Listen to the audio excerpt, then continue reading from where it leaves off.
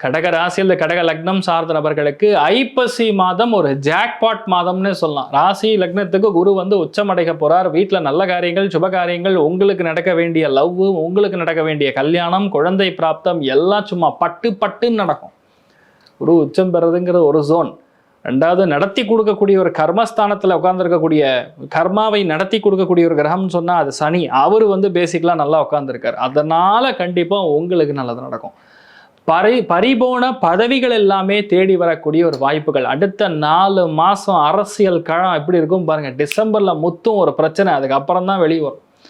அதுவும் மெயினாக கொங்கு மண்டலத்தில் மிகப்பெரிய ஒரு கலவரம் நடக்க போகிறது. அது ஜாதி கலவரமாக இருக்கலாம், இல்லையா ஏதோ ஒரு வன்மத்தினால் ஏற்படக்கூடிய கலவரம் இருக்கலாம், இல்லையா அரசியல் சூழ்ச்சியினால் ஏற்படக்கூடிய கலவரமாக இருக்கலாம். இதெல்லாம் ஏன் நான் இப்போவே சொல்கிறேன்னா, ஐப்பசி மாதத்துலேயே அதை சொல்றதுக்கு ரீசன், இந்த மாதிரி சுச்சுவேஷன் இருக்கும்போது நம்ம கவனமாக போகணும். அது நடக்கக்கூடிய டைமிங் பார்த்திங்கன்னா நவம்பர் எண்டிலிருந்து டில் ஜனவரி பிப்ரவரி வரைக்கும் அந்த மண்டலமே கொஞ்சம் பிரச்சனையாகும். அதே மாதிரி மதுரை ஆல்ரெடி உங்களுக்கு தெரியும், இந்த மாதிரி இடங்கள்லாம் பிரச்சனை ஆகிட்டு இருக்கு. கொங்கு மண்டலம் தான் டார்கெட். அதனால் தயவுசெய்து எல்லாரும் கவனமாக இருங்க. அரசியல்வாதிகளாகட்டும், யாரெல்லாம் பிரச்சாரத்துக்கு போகிறீங்களோ எல்லாருமே கொஞ்சம் கவனமாக இருக்கணும். உங்கள் பாதுகாப்புகளை ரொம்ப கவனமாக பார்த்துக்கணும். ஏன் சொல்கிறேன்னா, கடகத்தில் பல அரசியல்வாதிகள் இருக்காங்க, வீட்டு தலைவர்கள் இருக்காங்க, அதனால் சொல்ல வரேன். ஸோ கடகராசி நண்பர்கள் மிக முக்கியமாக டைமிங் என்னென்னா, உங்களுக்கு ஒரு முதன்மையான பொறுப்பு வரப்போகிறது. You are going to be a positioned in the first place.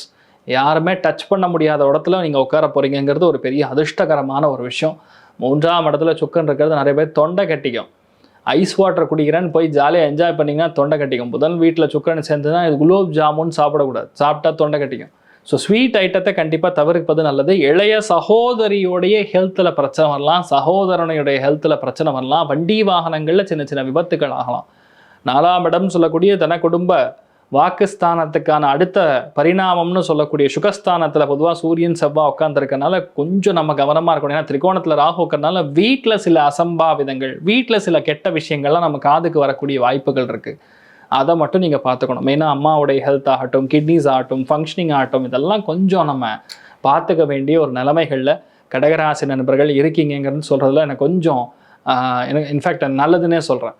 So கடகத்துக்கு பெரிய ஒரு மெயின்னு பார்த்தீங்கன்னா, அருமையான ஒரு டைம் ஓடிட்டு இருக்கு. இந்த டைமில் வந்து எதெல்லாம் விட்டிங்களோ எல்லாம் நடக்கும், எதெல்லாம் நம்மக்கிட்ட இல்லையோ தள்ளி போச்சோ எல்லாம் ஒன்று சேரும், குடும்பம் ஒன்று சேரும், ஃபேமிலி ஒன்று சேரும், குழந்தை ஒன்று சேரும், வெளியூர் போனால் நடக்கும், கடல் தாண்டிய பிரயாணங்கள் கண்டிப்பாக நடக்கும். ஸோ ஐப்பசி மாதம் ஏ கிளாஸாக இருக்குது கடகத்துக்கு.